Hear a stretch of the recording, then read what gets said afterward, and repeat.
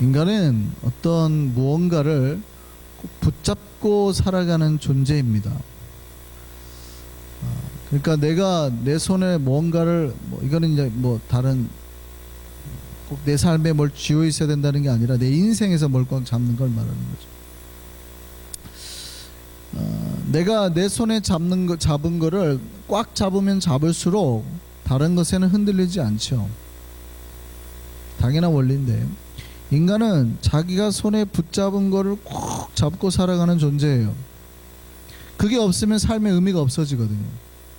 그러니까 뭔가를 꼭 잡고 살아갑니다.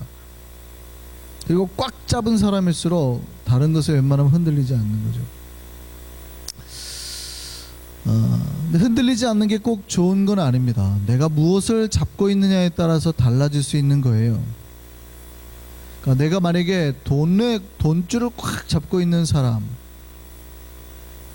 사실은 이 사람은 다른 거는 별로 의미가 없어요. 이 사람에게는 미인계가 별로 의미가 없어요. 아무리 예쁜 여인이 유혹해도 그 돈줄을 놓지 않지요. 근데 이 사람의 그 돈줄을 놓게 하는 방법이 있어요. 더 큰 돈으로, 자기가 잡고 있는 것보다 더 많은 돈으로 유혹하면 됩니다. 금방 마음이 흔들려요. 어떤 이는 이성의 줄을 꽉 잡고 있는 사람이 있죠. 이 사람은 다른 걸로는 미혹되지 않습니다. 그런데 내가 잡고 있는 줄보다 더 멋진 이성이 보면 잡고 있던 줄을 놔버려요. 조선시대 최고 기생으로 불려졌던 황진이라는 사람이 있습니다. 이 사람이 마음을 흔들지 못한 사람이 없었습니다. 아무리 고고한 선비라 하더라도요, 황진이가 한번 마음 먹으면 다 넘어갔어요. 성도 3절이라 그러죠. 박연폭포 해가지고. 그런데 성도의 아주 유명한 성도 3절 중에 한 명인 이 화담 서경덕 선생이 있었습니다. 황진이가 어느 날 그의 명성을 듣고 그를 유혹하러 가죠. 과연 이 사람도 안 넘어올 건가? 나한테 안 넘어올 사람이 없으니 갑니다. 근데 화담 서경덕 선생은 결코 넘어지지 않았습니다. 흔들리지도 않았어요. 왜냐하면 그는 그가 배웠던 학문의 도를 꽉 붙잡고 살았던 사람인 거예요. 여러분, 사람들은 누구나 무언가의 자기 인생에 자기가 확실하다고 생각하는 어떤 줄을 잡고 삽니다. 그런데 여러분 생각해 보셔야 돼요. 나는 과연 어떤 줄을 잡고 사는가? 사실은 우리가 잡고 있는 게 하나님 것이 아니면요, 하나님의 말씀 앞에서는 흔들려야 되는 게 맞아요. 변해야 되는 게 맞아요. 근데 여러분, 우리가 크리스천으로서 만약에 말씀을 붙잡고 있잖아요. 그러면 그 어떤 것에도 흔들리지 말아야 됩니다. 신자는 뭘 붙잡고 사는 사람이라고요? 말씀을 붙잡아. 그러니까 우리는 말씀을 붙잡았기에 사실은 다른 어떤 것에도 마음이 흔들리지 않아야 된단 말이죠. 여러분 보세요. 돈줄을 붙잡고 아니면 학문을 붙잡고 있는 사람도 다른 것에 안 흔들리잖아요. 내가 꽉 붙잡은 거 아니고서는 웬만해 가지고는 안 흔들린단 말이에요. 근데 우리는 말씀을 꽉 붙잡고 있는 사람이잖아요. 그러면 내가 꽉 붙잡고 있는 이것 때문에 다른 거에는 안 흔들려야 되는 거예요. 근데 크리스천들이 되게 많이 흔들립니다. 돈에도 휘청, 이성에도 휘청. 그 이유는 뭘까요? 내가 그거를 꽉 안 붙잡고 있다는 거예요. 어느 정도로 꽉 안 붙잡아요?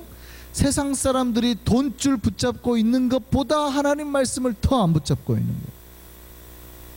세상 사람들이 자기 취미생활 좋아해가지고 꽉 붙잡고 있는 것보다 하나님 말씀을 더 안 붙잡고 있어요.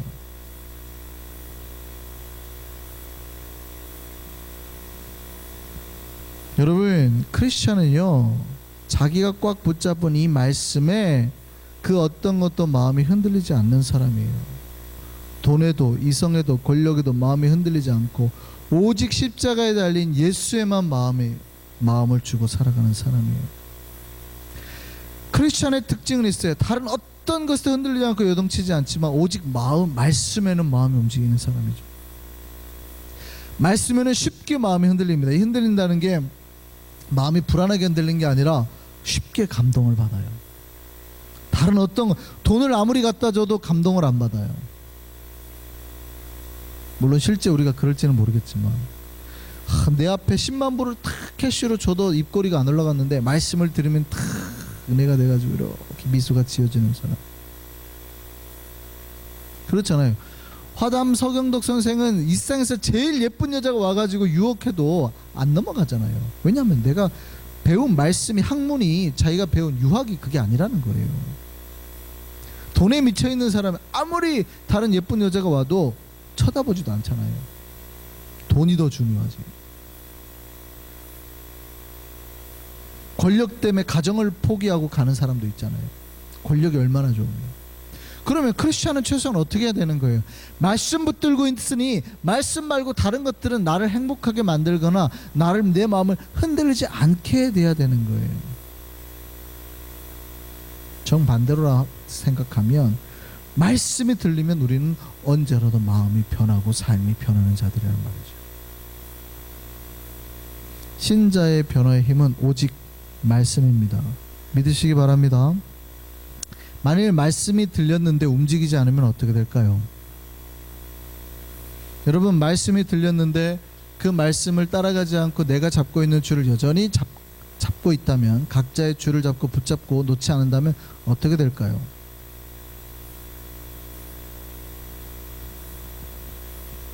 망하게 됩니다.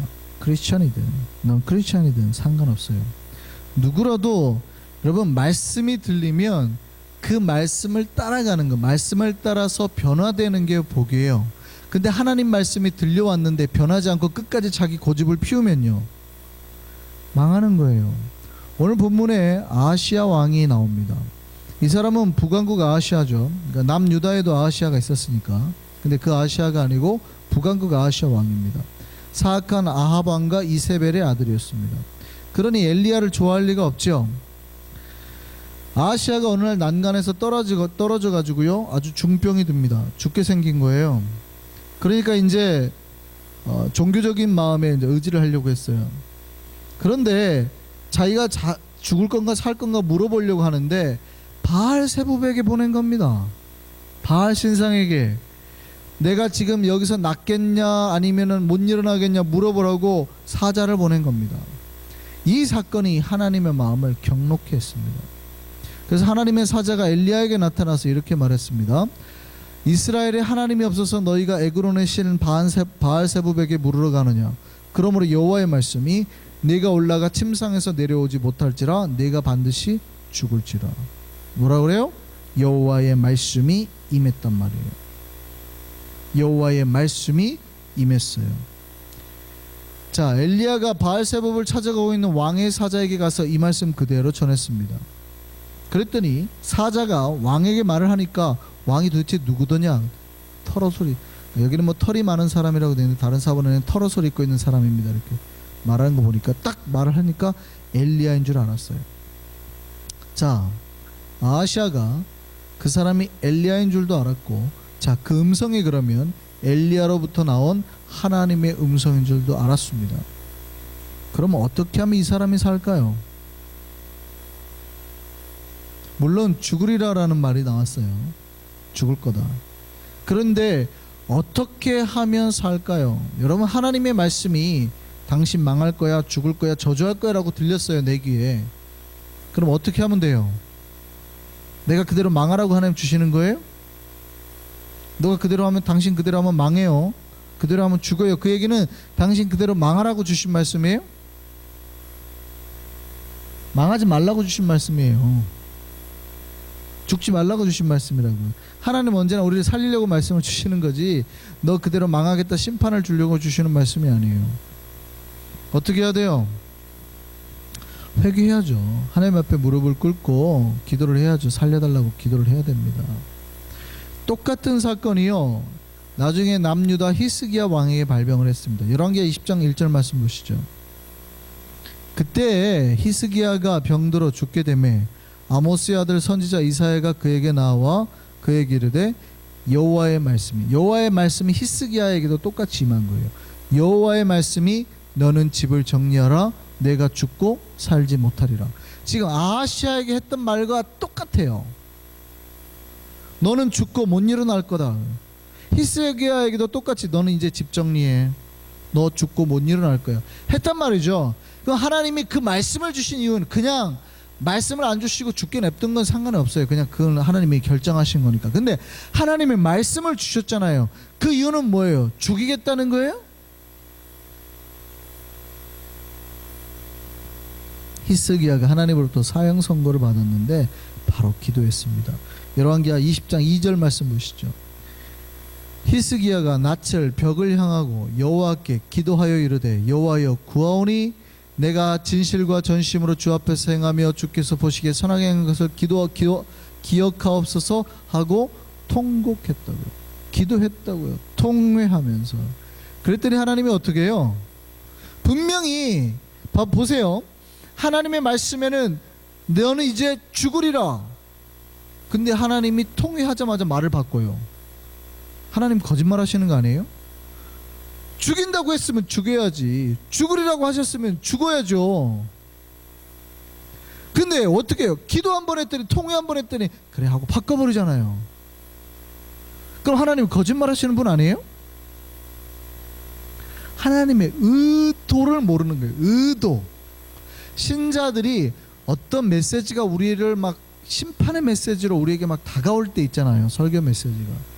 그러면 그게 내가 공격받았다고 생각을 하는 거예요. 죽으리라, 당신 망하리라 그러면 공격받았다고 생각을 하는 것 같아요. 성경은 공격하는 메시지가 없어요. 우리를 그렇게 못하면, 너가 똑바로 못 살면 너 망하리라 했는데 그 얘기는 뭐예요? 똑바로 살면 살리라예요. 히스기야에게 하나님이 죽는다고 왜 구체적으로 말씀하세요? 그냥 죽게 냅두면 되는데. 기도하라는 거예요. 아하시야에게 여호와의 사자가 찾아가서 구태여 말씀하신 이유가 뭐예요? 그냥 죽이시지. 회개하라는 거예요.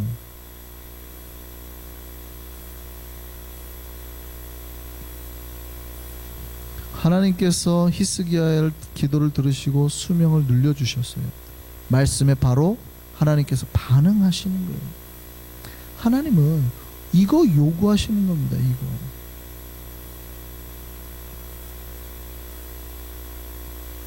하나님은 아하시야에게도 그걸 요구한 거예요. 회개하고 이제 돌아와라. 아합의 길을 떠나서 네 엄마 이세벨의 길을 떠나서 이제는 우상을 버리고 내 앞으로 돌아오라는 거예요. 반응하라는 거죠. 말씀에 반응하라는 거죠. 물론 아하시야도 반응을 하긴 했습니다. 무장한 군인 50명을 보내죠. 엘리야 잡아오라 한 거예요. 근데 어떻게 했습니까? 하나님께서 엘리야 잡으러 온 50부장, 그러니까 50부장은 50명의 대표예요. 50부장과 그 군인 50명을 불살라서 죽여버리죠. 그러면 좀 바뀌어야 되잖아요. 사람이 바뀌었을까요? 안 바뀌었을까요? 안 바뀌었어요. 또 50명을 또 보냅니다. 이번에는 50부장이 엘리야에게 이렇게 말합니다. 왕께서 속히 내려오라고 하십니다. 협박한 거예요. 그래 어떻게 해요? 또 불이 내려와서 50명을 다 죽여버려요. 이 100명이 모두 뭐에 반응한 거예요? 하나님의 말씀이 아니라 사람의 말에 반응을 한 거죠. 그런데요, 왕이 또 세 번째로 50부장과 군인을 또 보냈습니다. 회개하지 않았죠. 근데 이 50부장은 좀 달랐어요. 비록 왕의 말을 따라서 오기는 왔지만 엘리야가 누군지 알고 있었어요.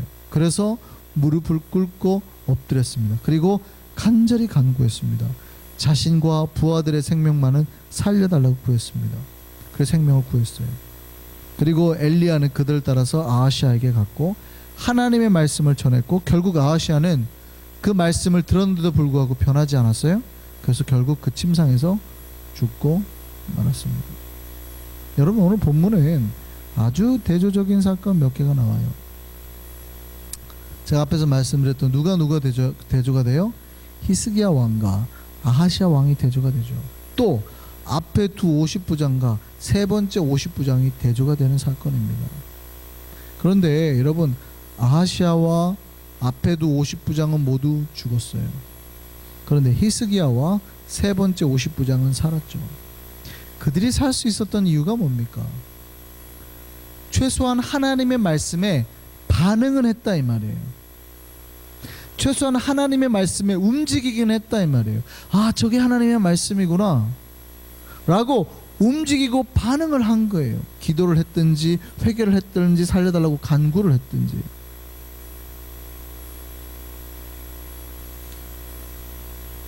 반대로 멸망당한 사람들은요, 말씀에 어떠한 변화도 없이 자기의 생각도 바꾸지 않고 그대로 고집을 피웠다는 거예요. 여러분, 내 생각에 고집을 피우면 망하는 거예요. 신자는 변하는 사람입니다. 신자는 세상 어떤 것에도 흔들리거나 변하면 안 돼요. 신자는 앞에서 말씀드렸죠. 돈, 이성, 권력, 그 어떤 것에도 신자는 흔들리면 안 돼요. 그런데 신자에게 말씀이 들어오면 그 말씀에는 즉각적이고 철저하게 변하는 사람입니다. 여러분, 변하면 생명과 능력이 오고 복이 오고, 변하지 않으면 멸망과 죽음, 그 어떤 복도 없어요. 여러분, 딱 1년 전입니다. 1년 전 4월달 우리 큐티책에 이런 글이 실렸습니다. 코미디언 이성미 씨 책인데, 사랑하며 살기에도 시간이 부족하다라는 거에 나오는 이야기였습니다. 이성미 씨가 이렇게 글을 남겼어요. 내가 욕을 하지 않게 되자 아들이 긴장하기 시작했다. 아들에게서 욕 금단 증상이 나타나기 시작한 것이다. 그렇게 욕을 퍼붓던 엄마가 욕을 안 하니 너무 이상한 모양이었다. 그러다 결국 아들이 못 참고 내게 물었다. 엄마, 저 물어볼 게 있는데요. 왜 욕을 안 하세요? 아들이 존댓말까지 하는 걸 보니 확실히 긴장한 모양이었다. 사실 하나님이 두려운 마음을 주셨어. 내가 욕한 대로 네가 될까봐 두려웠어. 그래서 욕 안 하기로 하나님 앞에서 약속했어. 앞으로 욕 안 해. 그러자 아들은, 아니 하나님은 17년 동안 가만히 계시더니 왜 이제야 말씀하시는 거야? 했다. 그래서 이렇게 말해 주었다. 하나님은 엄마한테 계속 말씀하셨는데 엄마가 교만해서 못 들은 거야. 성경에 귀 있는 자가 듣는다고 했지. 엄마가 처음으로 그 귀 있는 자가 됐어. 엄마 이제 욕 안 해.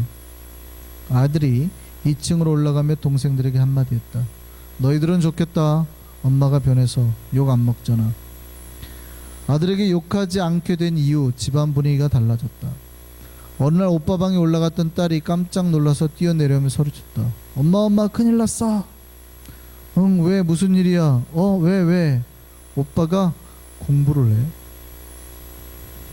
이게 대체 무슨 소린가? 누가 뭐를 해? 우리 아들이 공부를 한다고? 나는 내 귀를 의심했다. 그리고 그때 알았다. 내가 새벽마다 아들을 변하게 해달라고 그렇게 몸부림쳤지만 변해야 할 사람은 바로 나였다는 것을. 내가 바뀌니 아들도 변하고 집안 분위기도 달라지기 시작했다. 크리스찬은요, 변해야 되는 사람입니다. 변하면 복이 와요. 누가 변해요? 내가 변해야 돼요. 하나님의 말씀이 왔으면 내가 변해야 돼요. 내가 변하지 않고 다른 누군가가 변하기를 바라면서 기도를 해요. 많은 사람들이 나는 변하기 싫고 내 아들이 변하고 내 남편이 변하고 아니면 내 아내가 변하기를 원해서 기도를 해요. 하나님, 저 인간 좀 바뀌게 해주세요. 저 인간 좀 바뀌게 해주세요. 그런데 하나님은 누가 바뀌기를 원해요? 내가 바뀌기를 원하더라고요. 근데 내가 바뀌니까 가정에 변화가 오고 복이 시작이 되더라는 얘기죠. 여러분, 신자가 언제 복을 받습니까? 주의 말씀이 들려올 때 그 말씀에 반응해서 변하는 순간 복이 시작이 되는 거예요. 역동적으로 변화하면 변한 만큼 복이 임하는 겁니다. 근데 변하지 않고 움직이지 않으면 복이 임하지 않는 거예요. 여러분, 하나님의 사랑은 공평합니다. 누구에게나 똑같이 임하는 거죠. 근데 그 하나님의 복을 가져가는 거는 똑같지 않아요. 여러분, 똑같이 예수를 믿는데 그 똑같은 모두가 똑같이 복을 가지고 가지는 않는다 이 말이에요. 하나님이 복을 이렇게 차별해서 주는 게 아니라 하나님의 복은 누구에게요? 하나님 앞에 말씀에 변화하고 그 말씀에 즉각적인 반응을 보인 사람에게 준다 이 말이에요. 하나님 복은 누구에게나 오지만 그 복을 가져갈 수 있는 사람은 반응하는 자에게 가져가는 거예요. 제비가 새끼를 낳고 먹이를 줍니다. 제비 새끼가 4마리가 있잖아요. 그럼 어미 새끼가 이제 먹이를 주려고 줄 때 어떻게 줄까요? 여기서부터 오른쪽에서 왼쪽으로 이렇게 돌아가면서 순서대로 줄까요? 아니면 왼쪽에서 오른쪽으로 돌아가면서 순서대로 줄까요? 어미가 공평하게 줄 것 같은데 조류학자들은 이렇게 말합니다. 어미가 먹이를 주려고 할 때 가장 크게 입 벌리는 새끼에게 새끼 제비에게 먹이를 준다고요. 무슨 얘기입니까? 엄마가 주는 그 먹이에 크게 반응하는, 크게 움직이는, 가장 크게 입을 벌리는 그에게 먹이를 준다 이 말이에요. 그만큼 하나님 말씀을 사모하고 그 말씀을 인해서 움직이고 반응하는 자에게 복이 임한다 이 말이죠.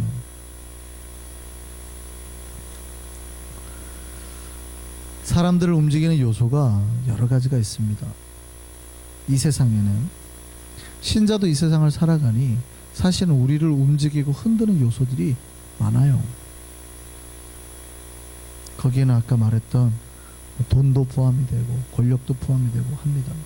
뿐만이 아니라 우리를 움직이는 건 여러 가지가 있는데 자녀도 있고요.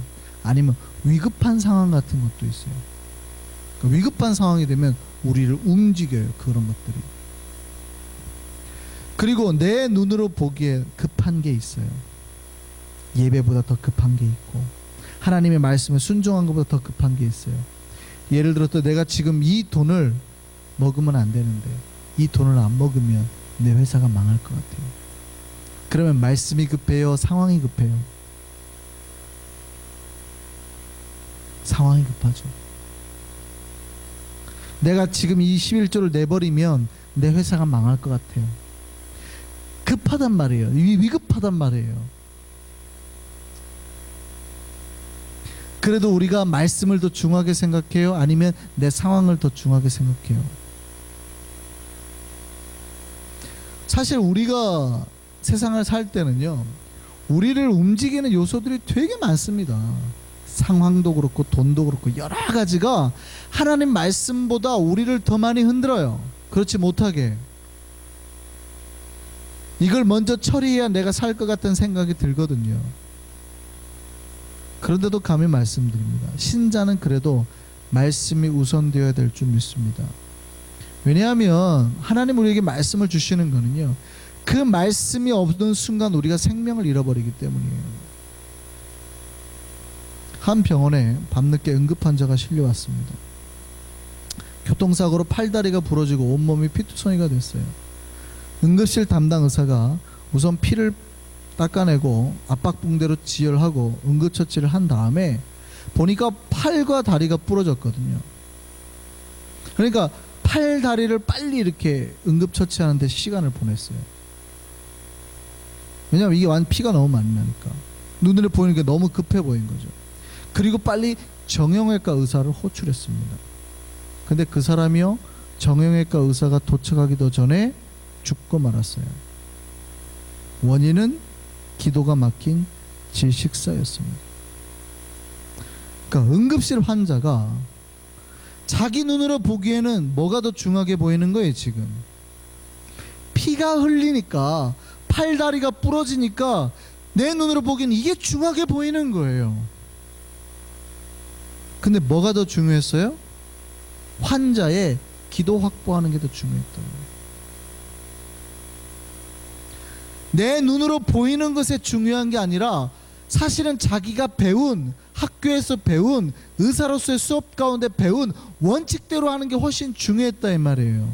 응급환자는 가장 최초로 먼저 호흡이 있는지 확인하고 기도 확보하는 게 우선이라고요.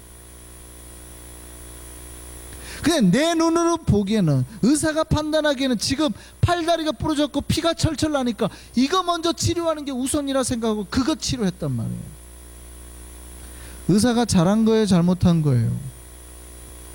잘했다고 할 수 있죠. 나름 삶에는 열심히 한 거예요. 얼마나 위급해 보여요. 우선해야 될 것처럼 보이잖아요. 잘못했다고 말할 수 있어요? 열심히도 했는데 그 시간 애써서 얼마나 노력을 했는데 그거를 그 사람을 살리려고. 근데 잘못한 거예요. 배운 대로 하지 않으면, 말씀대로 하지 않으면 그게 결국 생명을 잃게 만들 수 있단 말이죠. 그 환자 결국 죽었어요.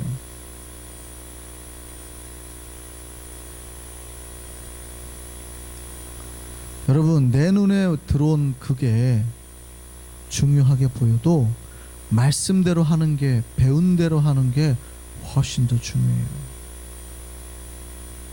그렇게 하지 않으면 생명을 잃게 된다는 말이죠.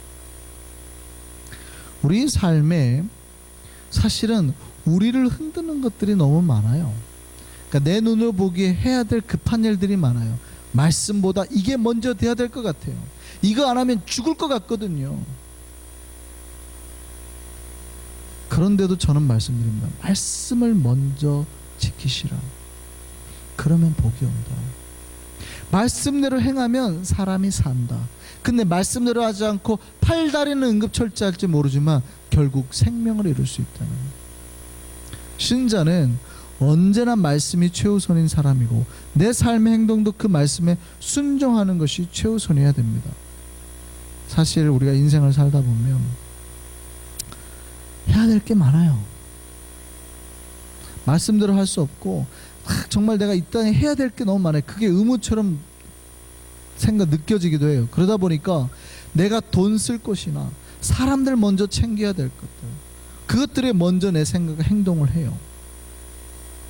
하나님 것보다, 헌금을 먼저 떼어놓기보다는 사실은 내가 먼저 다 써놓고, 하나님을 먼저 하기보다는 내가 저 사람 비율을 맞추는 것에, 약속을 주일날 했으면 그 약속 어기지 못하는 거예요. 그런데 신자의 행동의 최우선은 언제나 말씀이어야 됩니다.